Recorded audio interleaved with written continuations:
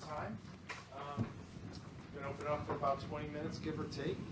Let's get started. Everybody? So, who you going to take at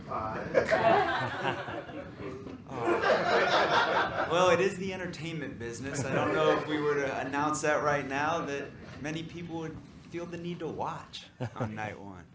So there's still a lot of fun dialogue to be had amongst our crew. It's great. We got the scouting staff on site and in the building for the first time this week. So kind of rounding out a lot of the conversations that we've had with the coaching staff over the last month, and really allowing the cement to settle and start to harden here as we creep towards night one of the draft and that 5th overall selection. So for both of you, what has it been like going through this process, kind of leading the way for the first time? I mean, you as a head coach, you as a first-time general manager. What has this been like? Yeah, I'll start and kick it over to Liam. But at the end of the day, it's still familiar territory. You're talking football. And, my mind remains rooted in a lot of the same things that it always has been. And I think you all will remember this phrase, but focusing our attention on intangibly rich human beings and allow that to remain our North Star, and making it so that, it's very clear amongst our group that that's really what we're leaning into, and having everybody embrace that and feel that it's been a joy. It's been fulfilling, and really looking forward to allowing those discussions to become reality. And we're not far off from that, but just like the players that are included in this draft class, right? Their dream is to get drafted, and for those guys, that's about to be reality. And it's been fun to have that be the case for us personally, to see our dreams become reality, and working in tandem. It's been fulfilling. It's been a joy. One of the biggest issues with this team last year, in a lot of people's minds, was the lack of toughness in both interior lines. You invested considerable capital in free agency, helped reinforce that. And I'm just wondering if you feel like the draft is also another avenue to add reinforcements to that, because it seems like you can never have enough in terms of competition at those positions. Yeah, I'm glad you asked that, because something that's been very clear to both Liam and I, and it's something that we both value innately, is physical and mental toughness. And I know that probably was apparent, and that just by default, the offensive line and defensive line, that breeds that sort of mentality and that type of play. We prioritized addressing offensive line through pro free agency, and I think we'll continue to do that throughout the draft, but I don't think we're limited at the fronts, right? That stuff should show up at all levels of our offensive and defensive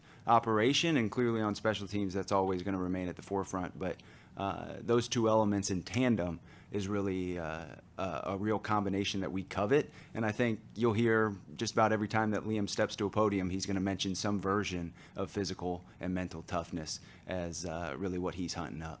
As a follow-up to that, for either one of you, how bothersome was it for either of you that on 3rd and 1 last year, the Jaguars' batting average was barely over 50%?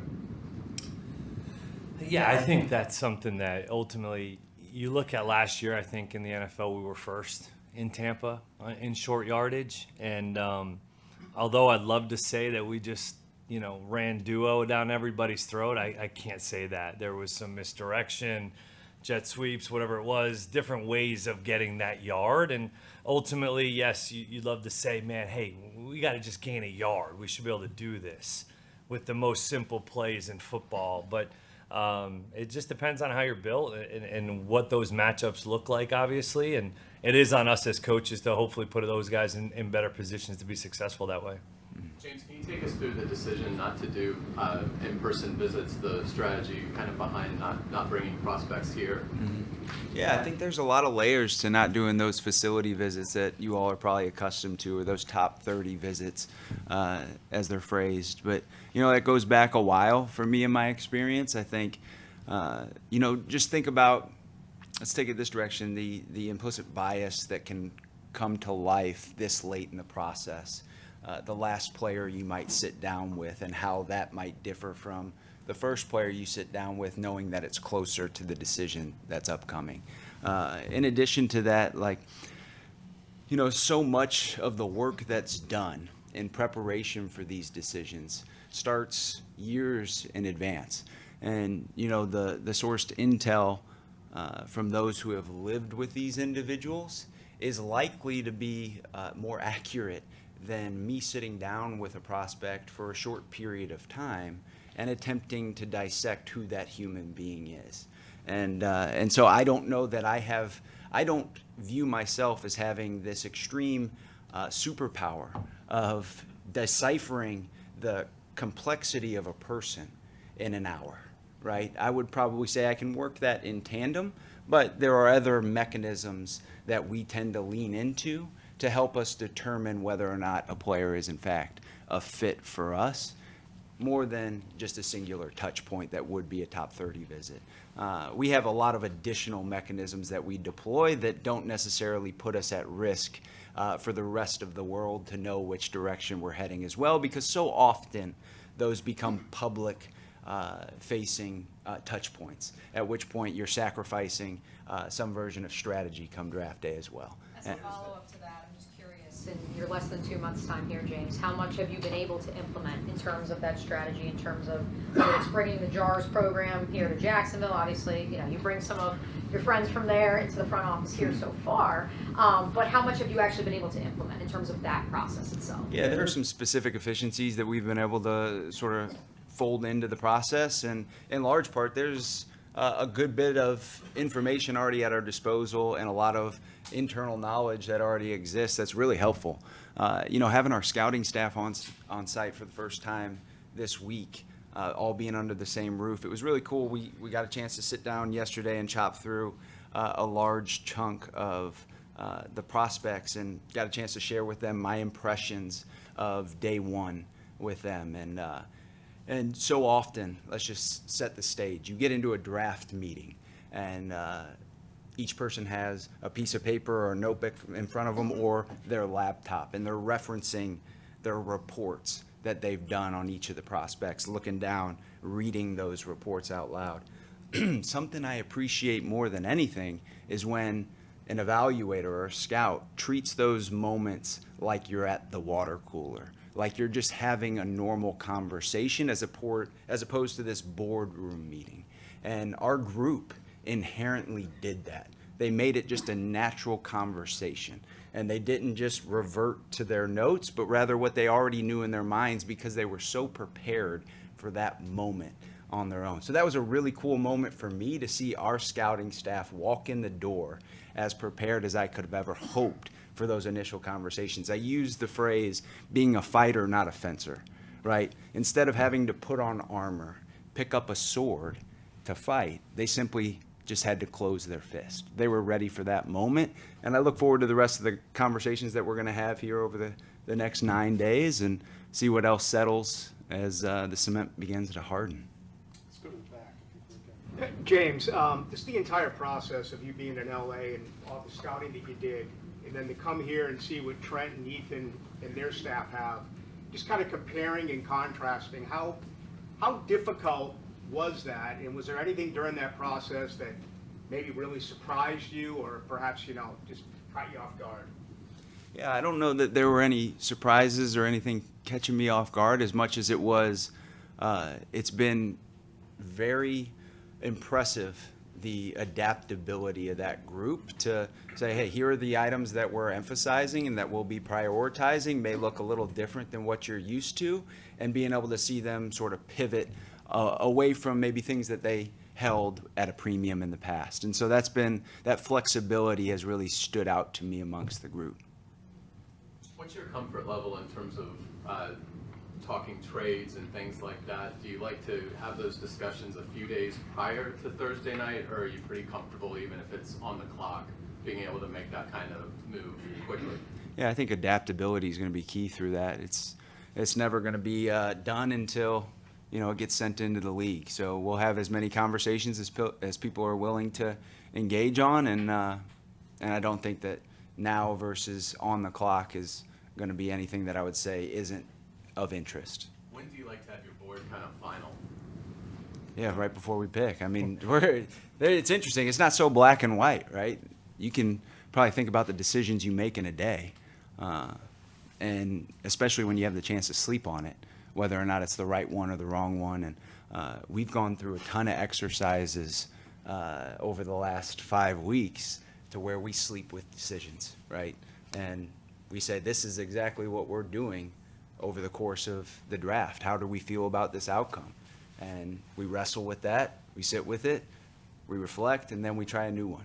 And that's been fun because I know it's not something that the larger group has been used to doing, at least in that long of a runway. But for me, it's the way in which my mind works. And I've, in the past, experienced the moments when you send in a pick, you know when you press enter whether or not it was the right one for you.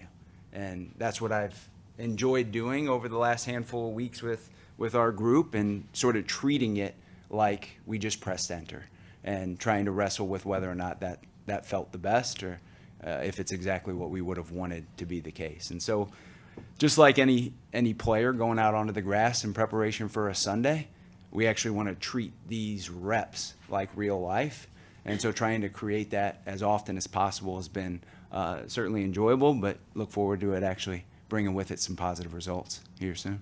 So, to that point, could you kind of map out what the next week and a half is for you guys from a process standpoint? What kind of things will you go through to try to be as prepared as you can be for the actual draft?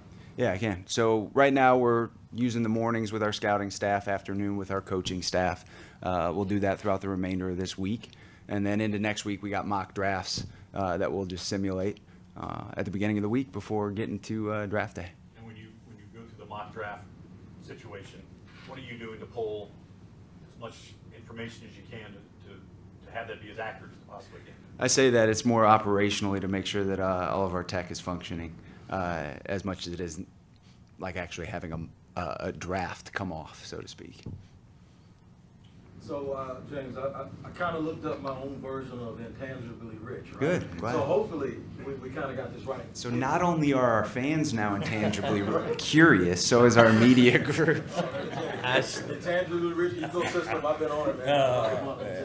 But really, at number 5, is it, and I hate to make it sound easy, is it more obvious? Do you have to pay attention to the intangibles? Because it's kind of like the intangibles, sometimes things that you don't see that aren't obvious. At 5, isn't a little more obvious, especially if you're not in the market for a quarterback? Is it more obvious? I would like to think it's pretty obvious, but a lot of this, it just requires discipline. Like, for the most part, you become so intimate in understanding who these people are in the build up to those draft day decisions that by the end of it, you know what you're taking on, and you have to make the decision as to whether or not you can accept that person for who they are. And the people that we will accept for who they are and invite and select will be those that are intangibly rich. And people, again, I know I've been asked quite often, like, what does that actually mean? And I promise that whatever just came to your mind is what I'm thinking. Like, it exists. It's in my mind as well as yours. But I was asked right off the jump, physical and mental toughness. Like, that's a part of intangibly rich, and it's a big part of it. So those two elements will be top of mind. I mean, when you look at our draft day call sheet, the items that we're bucketing in that intangibly rich category are the largest, brightest number and color on our call sheet. And it's because that's where we start. At every point of player acquisition, that's where we start. Doesn't mean that it'll be exactly the order that we select in or pick or choose from, but it will be where we begin every decision. When you look at the depth chart of this draft by position, could you outline maybe a couple of positions where you think it's deep enough where whether you draft a player early in the second or middle of the third or first round versus second, where you think that you could still get a pretty darn decent player without it being a significant drop-off? Yeah, quite frankly, I think that every draft there ends up being players that are very good at all positions from start to finish.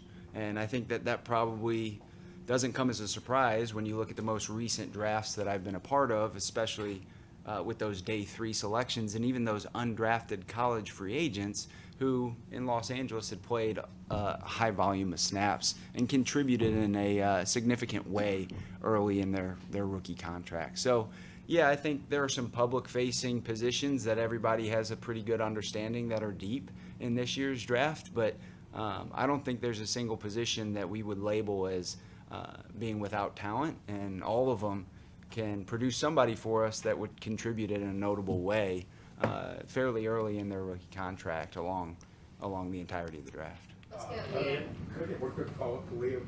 What is your assessment of the receiving core of this draft in terms of its talent, in terms of its viability as a fit for your franchise? Yeah, I think there's some just good, sound, solid players at a few different spots where there's also some ball in hand athletes. There's also a couple of guys that can win 50-50 balls. There's some really good football players all throughout this draft at the position. I wouldn't say it's maybe as sparkling as some other drafts, right? Where you do see, there's a couple good ones up there, and we feel good about some of the guys a little bit later on that we can contribute for us. Definitely a position that we'd be looking for. James, last time we talked to you at the podium, you referenced the defensive tackle, the edge rooms, and the idea of getting rookies in here, getting them on the grass early. So this may be a question more for Coach Camp than you, Liam, but what are you looking for when it comes to an edge or a defensive tackle player? A lot's been made, especially this last week nationally, about is a player rugged enough to play the edge? What are traits that you and your staff look for at those positions? Yeah, first of all, physically and mentally tough comes to mind, and guys that can set an edge in the run game, play long. That doesn't mean they have to be 6'4", 260, but can they set an edge and play long and stout in the run game, while also maybe giving you a different version of a rush plan, right? A little bit of a different wave of rusher that can maybe come in and do some different things in some third downs, get back on track situations that can potentially burn an edge and be able to get off the edge and go a little bit for us. So definitely something that we're looking for. John? Liam, you talked about leaning on rookies a little bit before. Just knowing how many draft picks you guys have, how many potential spots for undrafted guys to add on to the roster. Does that excite you knowing you guys are about to add a high number of young guys to the roster soon? It is exciting. I mean, those, like I mentioned last time, conversation we had with the staff, and something that we don't want to fear whatsoever. And I think naturally as a coach, you just go to a safe place of a veteran, which I completely respect and appreciate. But it's definitely something we're going to lean into. The guys should be excited about it. You can continue to coach hard and get the best out of these guys when they're freshly in the league and really want to do best. So we're excited about that factor. Liam, what is the thing you enjoyed the most, or the thing that's been the biggest adjustment for you going through this process now as a head coach? Probably a little bit more input than you had before, right? Yeah, just, having a larger appreciation for every position on the grass, including special teams when we're evaluating a wideout or a DB, a safety, a corner, a back, or a tight end. Well, what can his special teams contribution be as well? That's not something I ever really had to go to that place. And so that's been exciting to learn more about from James, from the other coaches, seeing their vision for these players. And that's been a huge learning curve for me and experience, where you're normally just, hey, offense, every time you watch an offensive player, defensive players pop. And your eyes start to go to those players that pop. Well, now it's truly evaluating, hey, how does this player fit into our roster right now? Where can we see them playing on each down and distance, packages, things like that, where you start to try to tweak your thinking a little bit. James, do you let yourself think about the first pick setting the tone for the entire tenure of your regime and how that, yes, the first rookie class, but really the first pick kind of does that? I think naturally that's absolutely where your mind goes, and we've had discussions on that subject a number of times, and certainly feel really good about the pot of players right now that we're discussing, and that would align with all the messages that we would like to send to the locker room, to our fan base, to the greater football landscape about who the Jacksonville Jaguars are going to be moving forward. Did you guys do a local pro day? No, we did not. Is that philosophy, or is that because maybe just the local schools didn't have maybe what you were looking for? Yeah, I think in a similar breath as the top 30 visits, it's familiar territory for me to not participate in that. And I think it was certainly based off where we were at, this being the first cycle that we're working together, spending that energy in a different way made sense. It seems like more and more top picks lately are not testing during off-season athletic testing. How do you guys adjust to get the full picture of a player when you maybe don't have those numbers? Yeah, I think so often, that's a great question, by the way. I think many people are leaning in a different direction than just strictly those testing and measurement marks. Certainly it's helpful when you can compare apples to apples from one player to the next, but data tracking for us and on-field speeds is going to weigh much differently than a 40-yard dash. We have time for 2 or 3 more. In terms of who you have in the locker room right now, this is for you, Coach. When it comes to Brian Thomas Jr. being that number 1, who do you say confidently is that number 2 and 3 that could take the pressure off of Brian Thomas Jr.? Yeah, I think we're going to spread the ball out hopefully equally. That was the nice thing about being last year with Tampa, and we had to play a lot of different players in different personnel groupings.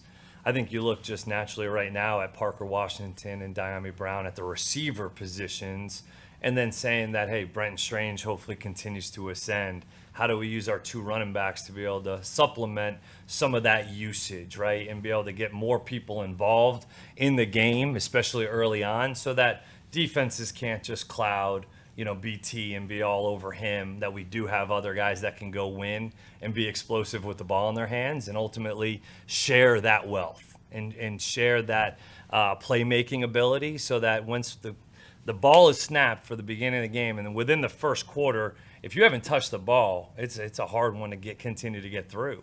So how do we get all of our playmakers a touch early on to get them going and get them involved in the game? And those guys that I just mentioned right now are guys that we're going to spotlight. Justin. When you're filling out your draft board and you have teams that will not take guys simply because they've been character concerns or off the field issues. When you're doing your draft board, is there something that you're not, when you're looking at, you're taking these guys off the board and you won't draft them regardless?